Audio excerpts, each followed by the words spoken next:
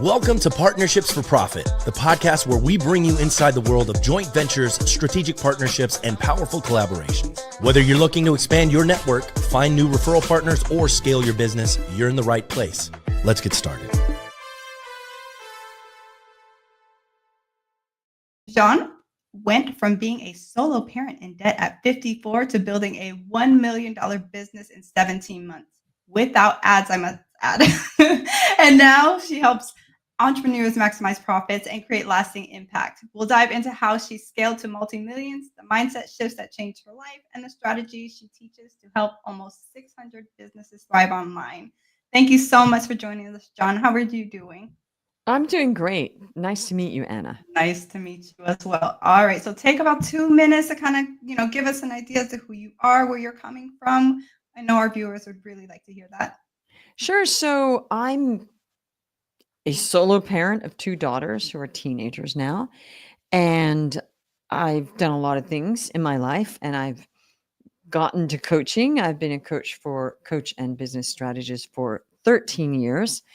And the actual real success happened in the last 6 years. So when I was 54, and I'm very fine to tell people how much, how old I am. I'm 60 now. I found myself in a place where I was completely in debt, and I thought, this, I have to fix this, right? So I had done the whole offline strategies and networking and partnerships and all of that, speaking. And I realized that just was a hustle, and that wasn't a sustainable thing. So I got online and I figured out how to get clients organically with no ads. And the first 17 months is when I got to my first million. And then I just kept going. And we actually specialize in consultants and coaches. I used to coach all sorts of businesses and entrepreneurs, but now it's coaches and consultants for the last 6 years. And yes, we had 600 clients, and it still works. And it's just a really a magical thing that you can get clients without ads and funnels and all that stuff, because people said I had to do that. And I thought, I don't want to. Of course, after the fact, I did test a bunch of ads that never worked. So that's what we do. It's very simple. And, there's a lot of mindset involved as well. Of course. Mindset is in everything, I believe. And especially with becoming a solo parent. I'm not sure as to how that happened for you. It's not about, it's not necessarily about that, but just the emotional aspect of it. As I am also a solo parent. I would love to hear more about your story and how you got over that mindset, like that emotional shift. Tell us more about that as well. Yeah, I think there's all these messages and messaging going out for everybody in all walks of life, men, women, all sorts of things. And it's every category there's messaging. Okay. And the messaging is, because it's based on a lot of fact, that most women after divorce never financially recover ever in their whole lives. Now, I didn't know that, thank goodness. But, later on, I thought, really? Okay. So you're an anomaly if you are financially recovering after a divorce as a woman. Okay. Men do financially recover. Some don't, but the numbers are tilted towards the women never financially recovering. Okay. That's a factoid.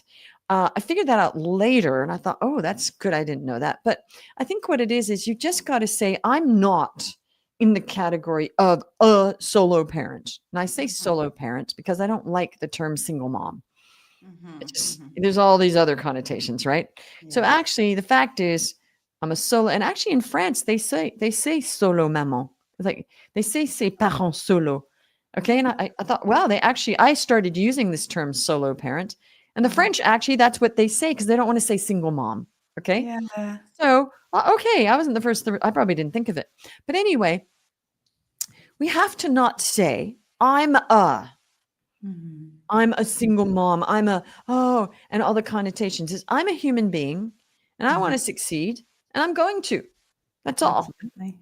That's it. It's simple. When you distill things into simplicity of thought, then all those other connotations and so-called, martyrdom or poor me or, I'm behind the 8 ball. If you don't even go there, you won't go there. So I'm a human being, and I don't like the position I'm in. I'm going to change it. That's all. That's what I did. You make it sound so simple. It is simple. I mean, It- it's simple if you think that way, because it just makes it just single-mindedness, that's it. I'm going to do it. Oh, but never mind. Oh, you're in debt. That's okay. I'll fix it. Mhm. Oh man. Did it take you a while to kind of get out of that headspace, or was it ingrained in you because of what you were essentially doing with your Well, arena? I was a starving artist too before, so you got all that baggage, okay, that, money's doesn't Okay. matter, and, Yeah. it wasn't like that was it. It was, from before, Yeah, of I've course. kind of gotten over it, but there's waves of development in life. It's not like, oh, I'm made now. But I think when I woke up and I just thought one morning, oh my gosh, I got to fix this, because I wasn't feeling great about my life. Let's face it. It's not just the money. It's you're not feeling like a success. And we all want to feel like we're a success. Mm. So I just thought, this has to change. What do I do? And I had to just say, it's not like I was sitting around not trying. It was just that the market I was in, my massive messy action of, networking, there's sometimes you're not using the right tool, and you can't, bang down a door with a spoon, right? So if you don't have the right thing, you could be banging and banging, right? So I thought, this isn't working, not because I'm not trying, because I did. Right. It wasn't the right way. I thought, I've got to do something different. And there's a point where you just have to say, this isn't working as I'm doing it. What do I do? So, and then when I figured out that it was even possible to get clients online with no ads, it was just blew my mind. I thought, oh, wow, you mean I can do this? Great. I'm going to go for that. So I just needed something to make lemonade out of. I just needed the lemons. Just give me the lemons. That's another thing. It's another mindset of mine. Just make lemonade you just make lemonade all day long. All So day. give me a lemon, I'll make some lemonade. That's a very different mindset from most human beings. It's, oh, that's not exactly what I want. Complain, complain, complain. Do I complain? Sure. It's a bad habit, but I really made a lot of progress in this thing of not complaining. Like, Right. we shouldn't complain. We should be grateful. We should say, I'm going to do this. Let's just make lemonade all day long.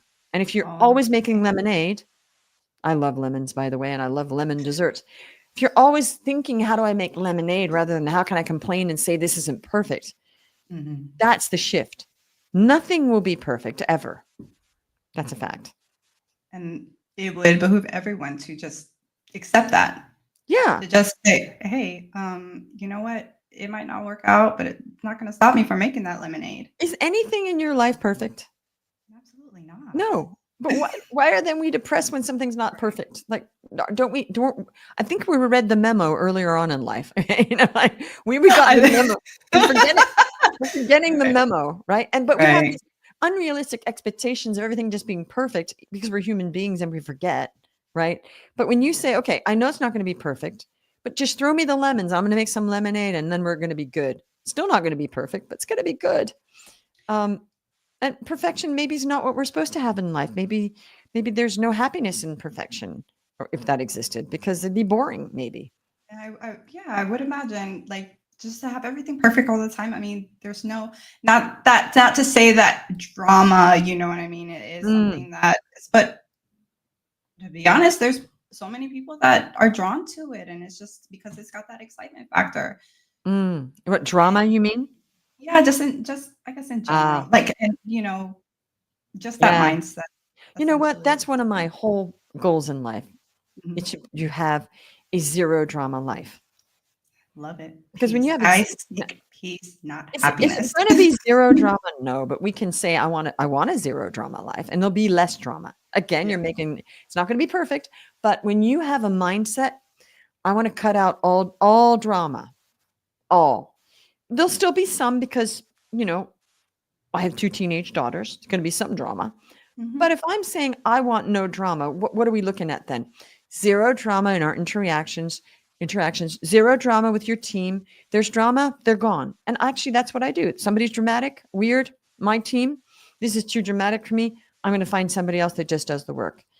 Okay. And that's actually, I've been doing that more and more, because I thought, why am this person stressing me out? Why? Because they have been brought up that they're supposed to act that way in a situation and stress their boss out, or whatever, And I thought, at one point I said to one of my team members, I said, can you explain something to me? And she said, what? I said, why was that dramatic right then? Why was that dramatic? She didn't know what to say. There was no reason. I said, there's They no need. know. We just needed to do something. And there was this big, why are we all out? Can you explain to me why something we do all the time now became a drama? I said, I want a zero drama life, and that's how we got to work together. Okay. So you have to draw boundaries around this. That's great. That's great. And going back to how you scaled, without using ads. So many people believe that scaling is complicated. Like you require this complicated tech, like massive ad spend, how did you prove the opposite? And what can like entrepreneurs learn from that? People have to learn how to focus. You focus on one thing. The book, The One Thing, I could have written that. So what's the one thing I'm doing? Not the one thing and I do it for 3 minutes, then I try something else and I abandon. Focus on one thing and do it over and over and over and over again. And then maybe you might naturally get a back end offer. So I was selling the same program for a long time, just one program. Then people wanted to work longer. So then I created a year. Now that's mostly what people take, but that happened sort of organically. They're like, well, I want more than 12 weeks with you, Jeanne. So great. Okay. So the problem is people are distracted. And this has been the problem with people all the time. It's not just social media. Let's be real. Okay. It's gotten worse. The problem is people are always looking for something fun. So I'm going to start this. Oh, I'm bored. Let me start something new. Oh, now I'm bored with that. Let me start something new. Now I'm bored with that. The people that win are the finishers. Okay. So you start a puzzle, finish the puzzle. I don't care how long it takes. Now, personally, I was somebody that always finished things. So my dad said once, he gave me a paint by numbers and he said, I gave that to you because you're literally one of the only child that's going to finish that. Okay? And I did. So I thought later on in life, okay, my dad knew me as somebody that finished stuff. That was to me a revelation later on when I thought about that. That in his mind, she's the one that finishes stuff. She doesn't give up halfway and it's lying around half done. Okay. But that's what most people do. They start something that's lying around. It's true. I have a couple projects that aren't done yet, but they will be finished eventually. I work on paintings. They take a while, not because I'm doing other things, but eventually they are finished. I don't just never finish. So in business, what happened with me is I focused. I figured out, okay, I'm going to sell this offer, which is for coaches and consultants to help them do what I'm doing. I'm not, of course I tested ads. That was the shiny object. I thought maybe I should test these ads, which is good because then I can tell people, hey, you know what? I spent $100,000 on ads and they didn't work and I tried everything. And they believe me because they know my personality. Tried all sorts of ads. I didn't do them myself. I hired expensive people and it still didn't work because, quite frankly, ads just don't work for coaches now. Okay. Unless you're very famous, you have an old pixel and you've been running them for a while and the pixel's working in your favor. Okay. And you have a huge budget. So I'm talking about mere mortals. I'm not talking about Tony Robbins and people like that. Yeah, their ads are working. Okay. So, and they're spending $1 million a month, I think, on ads. We can't do that.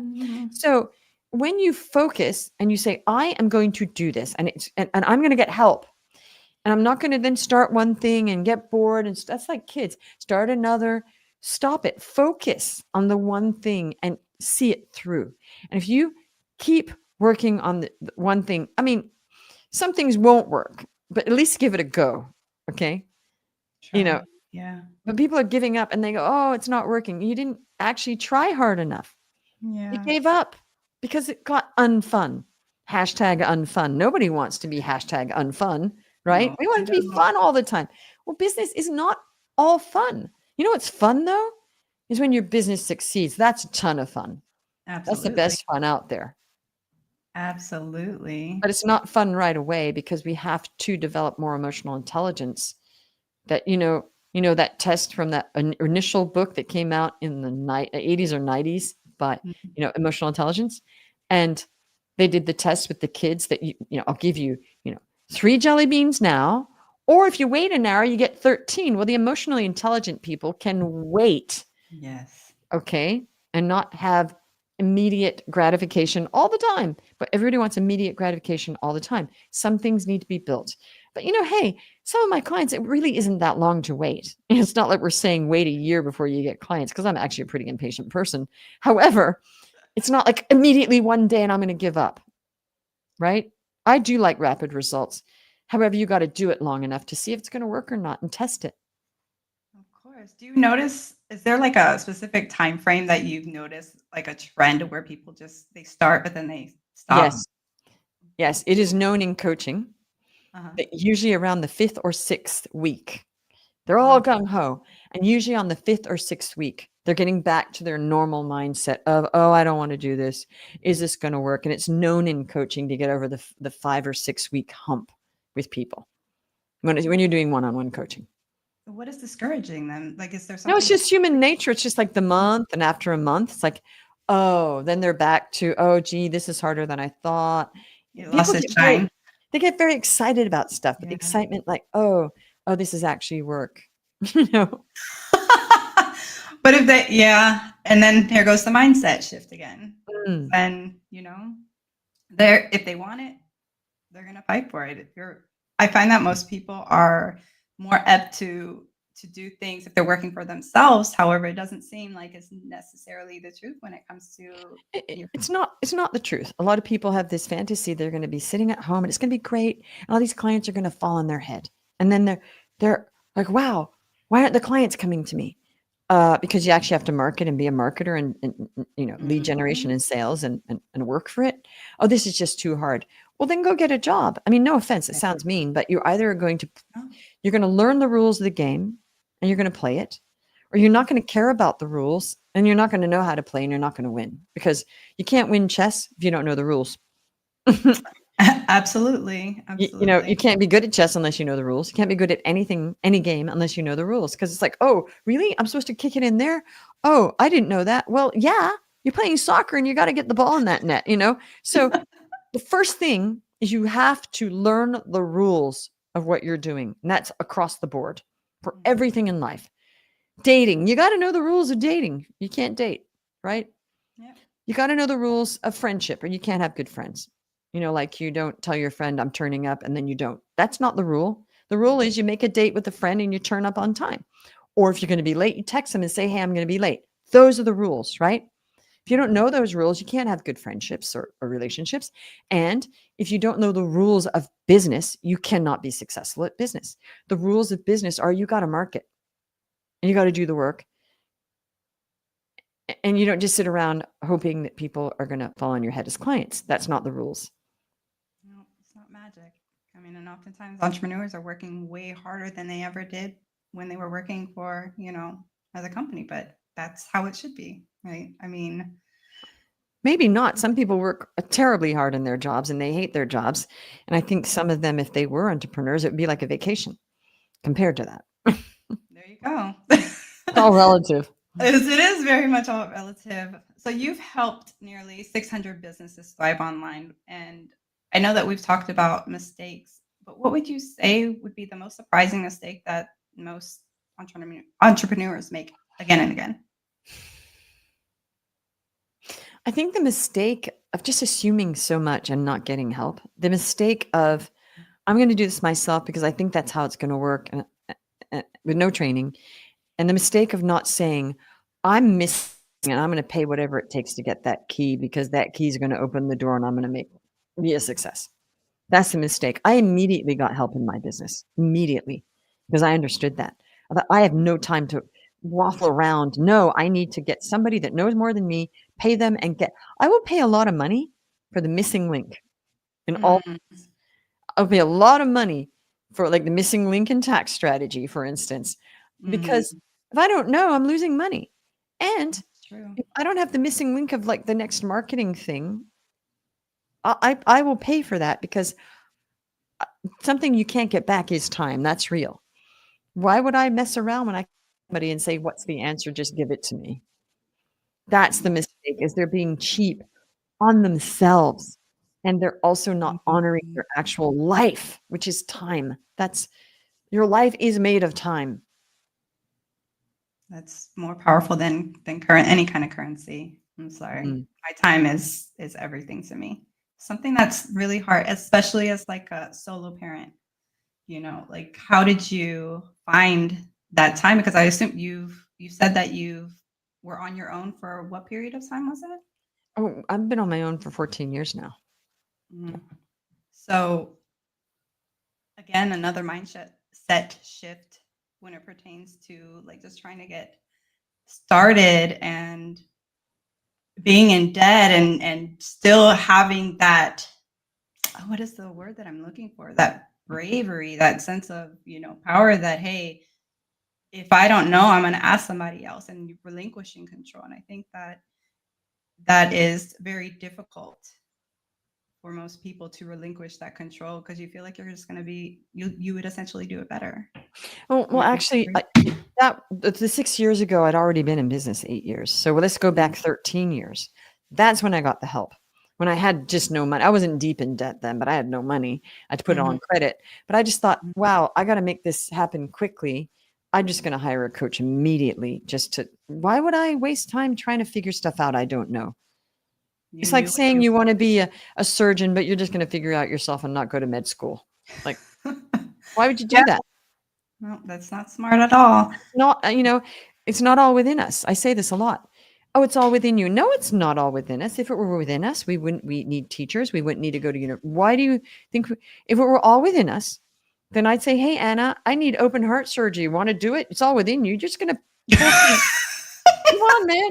I'm sorry. I'm not going to let you near me. Right. So, and also if it's all within you, why do we need lawyers that have studied law for so long? And if it's all within us, why do we have piano teachers? We could just teach ourselves, but no. Yet we've had music teachers, soccer teachers, teachers, math teachers, school. Why go to school? It's all, you know what, 7-year-old, it's all within you. You don't need to go to school. Why learn? You just know. That's the most ridiculous thing I've ever heard. And I hear people say it all the time, and I don't get it. The evidence is there. If it were all within us, we would not need any kind of educational anything. Schools, universities, lessons, nothing. Yet they keep repeating this nonsense. Oh my goodness. It's not all within you. You need help. We all need help with a number of things. And it's okay to ask, right? Well, why go to the doctor if it's all within you? I don't need a doctor. I'm just going to, it's all within me. Like when you go far in that, it's so ridiculous that every time I hear that, I'm reeling from shock. So folks, it's not all within you. Find somebody that has done what you want to do and hire them, even if they're not a coach. Sometimes I say to people, hey, can I pay you to show me that? Well, I'm not really a coach. I don't care. Just show me how you did that. Now you're a coach. There you go. Just tell me what to do because I don't know how to do that. And you do. And that's valuable for me. Absolutely. There's a lot I don't know. So much, every day I'm like, wow, how do you do that? Yeah. And to be able to admit that, hey, I don't know everything, and humble yourself to like asking the expert. It's okay. I mean, you'd have to be pretty dumb to go through life saying you know a lot. I mean, the smartest people in the room are the ones that say, I know nothing. Like, exactly. What do we know about AI? What do we know about medicine? Everything. I mean, we can't learn everything. But when I meet somebody and they know something I don't know, I'm like, wow, tell me about that. How do I do that? So, I mean, of course I don't know everything. I mean, I know nothing. I just know what I know because that's what I specialized in. There you go. I don't even know that I know about parenting at this point. Like, what do we know about? Do any of us? I don't know. I've read a lot of books. I've been through a lot. You sort of feel like a rock star. And then the next day you're like, oh, I guess that was not real. Felt so great, but actually I know nothing again. You know what I'm saying, right? Yes, I absolutely do. Oh my goodness, Jeanne, it's been great. Do me a favor and tell everybody where they can find you. Sure. LinkedIn, if you want to, text me or message me, probably the best place. And then of course my website is jeanneomlor.com. And you will see if you do jeanneomlor.com/reviews/ you'll see a bunch of client results. Love it. Absolutely love it. It's been a pleasure having you on the show today. I hope that everybody watching and listening truly enjoyed all that you had to share. It was very, very insightful. And I have notes that I will be implementing on my own journey, and I hope you guys will be too. And thanks again for watching. Thanks for joining us on this episode of Partnerships for Profit. We hope you've gained valuable insights on